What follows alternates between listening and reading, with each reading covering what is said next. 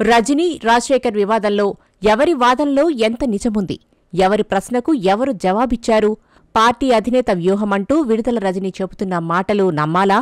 గౌరవం దక్కలేదన్న రాజశేఖర్ మాటలు నమ్మాలా? ఈ వివాదంలో సామాజిక వర్గ కోణం ఉందా? ఇంతకీ ఇప్పుడు ఎమ్మెల్సీ పదవికి రాజీనామా చేసిన రాజశేఖర్కు దక్కబోయే గౌరవమేంటి?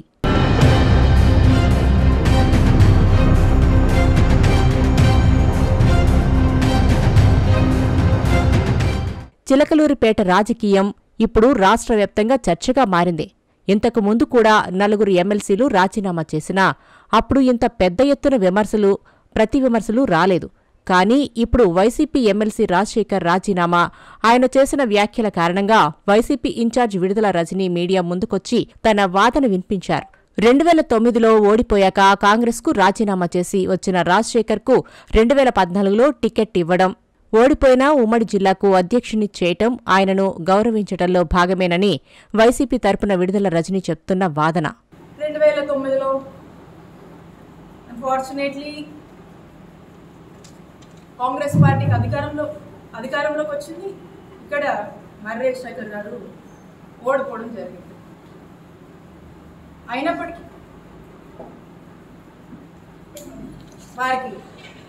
వారి గౌరవానికి ఎక్కడ కూడా తగ్గింపు అనేది జరగలేదు. ఆ తర్వాత ఆ దివంగత మహానేత డాక్టర్ వైఎస్ రాజశేఖర రెడ్డి గారికి మరణం తర్వాత మా నాయకుడు జగన్మోహన్ రెడ్డి గారు వైఎస్ఆర్ కాంగ్రెస్ పార్టీ పెట్టి మరి ఆ వైఎస్ఆర్ కాంగ్రెస్ పార్టీలోకి మర్రి రాజశేఖర్ గారు కూడా రావటం, తమతో జగన్మోహన్ రెడ్డి గారితో జర్నీ చేయడం జరిగింది.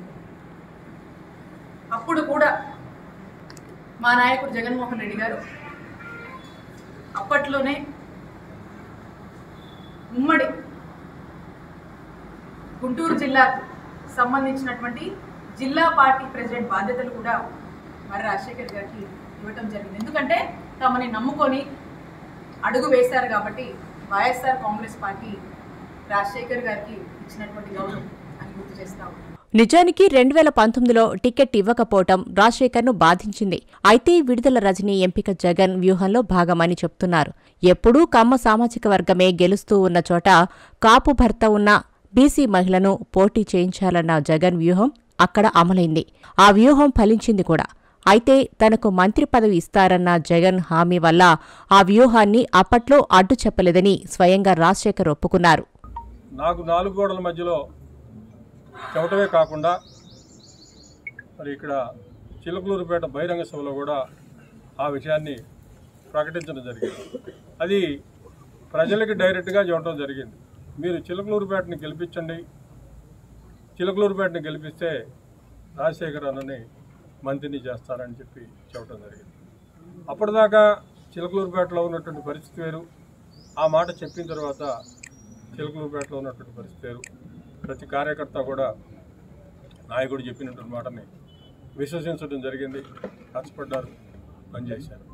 ప్రజలందరూ కూడా వైఎస్ఆర్ కాంగ్రెస్ పార్టీ అధికారంలోకి వస్తుంది, జగన్మోహన్ రెడ్డి గారు ముఖ్యమంత్రి అవుతారు, ఇక్కడి నుంచి రాజశేఖర్ మంత్రి అవుతాడని చెప్పి ఉద్దేశంతో ఉన్నారు.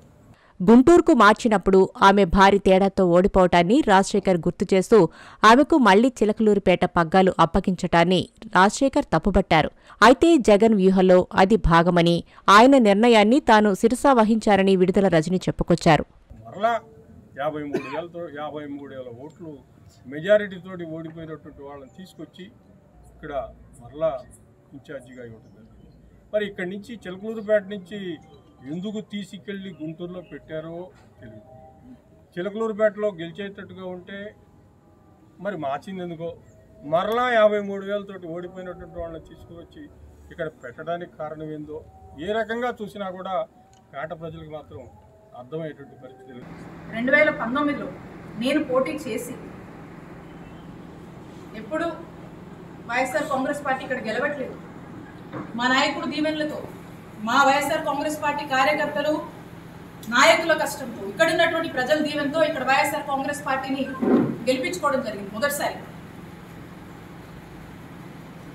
ఆ తర్వాత పార్టీ అన్నాక పార్టీ యొక్క రాజకీయాల కోసం ఎన్నికల వ్యూహంలో భాగంగా పార్టీలు అన్నాక రకరకాల వ్యూహాలు. సో రకరకాల పర్మిటేషన్స్ అండ్ కాంబినేషన్స్ని పార్టీ ట్రై చేస్తుంది. ఆ చేస్తున్నప్పుడు నన్ను మా పార్టీ, మా నాయకుడు జగన్మోహన్ రెడ్డి గారు నన్ను గుంటూరు వెస్ట్ నుంచి పోటీ చేయమని ఆదేశించడం జరిగింది. మర్రి రాజశేఖర్కు వైసీపీలో దక్కిన గౌరవం ఎంత, ఎదురైన అగౌరవం ఎంత అన్నది ఇంకో ప్రశ్న. 2009లో ఓడిపోయిన తర్వాత కదా వైసీపీలో చేరింది. 2014లో కూడా ఓడిపోయినా జిల్లా అధ్యక్ష బాధ్యతలు ఇచ్చి గౌరవించలేదా అని రజనీ అడుగుతున్నారు. ఎక్కడెక్కడన్నా వారి గౌరవానికి ఎక్కడ కూడా తక్కువ కాలేదు. క్రమక్రమంగా పార్టీ గెలిచినా, పార్టీ ఓడిపోయినా కూడా వారిని మాత్రం ఎంత ఉన్నతమైన గౌరవమైన పొజిషన్స్లో మా ఆనాడు దివంగత డాక్టర్ వైఎస్ రాజశేఖర రెడ్డి గారు కావచ్చు, ఇప్పుడున్నటువంటి జగన్మోహన్ రెడ్డి గారు కావచ్చు, మా వైఎస్ఆర్ కాంగ్రెస్ పార్టీ కావచ్చు, ఇచ్చినటువంటి అవకాశాలన్నీ కూడా మేము ముందుంచాను కదా. సో కాబట్టి ఎక్కడ కూడా ఆ తప్పు మేము చేయలేదు. ఇక్కడ కూడా అతన్ని పూర్తి స్థాయిలో కూడా అతనికి గౌరవం పెంచుతూనే వచ్చాము.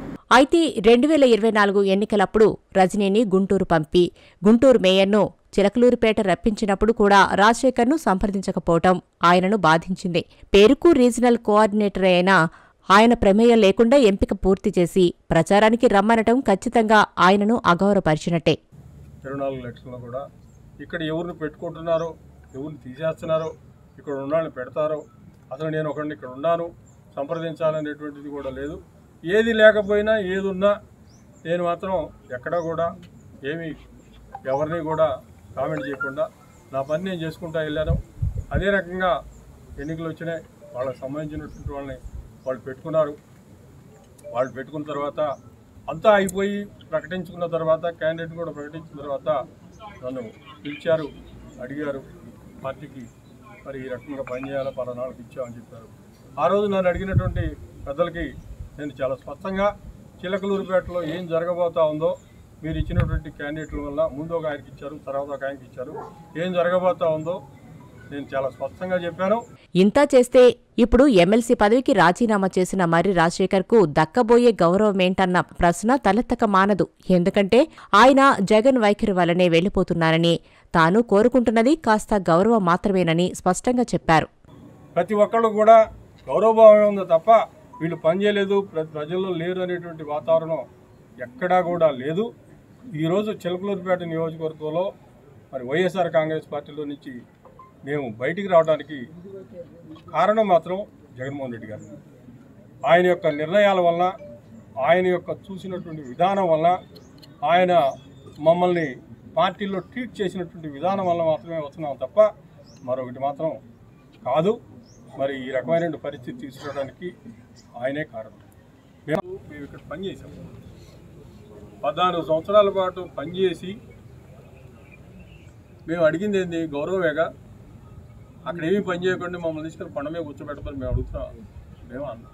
టీడీపీలో ఆయనకు దక్కబోయే గౌరవం పెద్దగా ఉండదనే ఉద్దేశం వెళ్లగక్కుతూ నిష్ఠూరంగానే ఆల్ ది బెస్ట్ చెప్పారు రజనీ.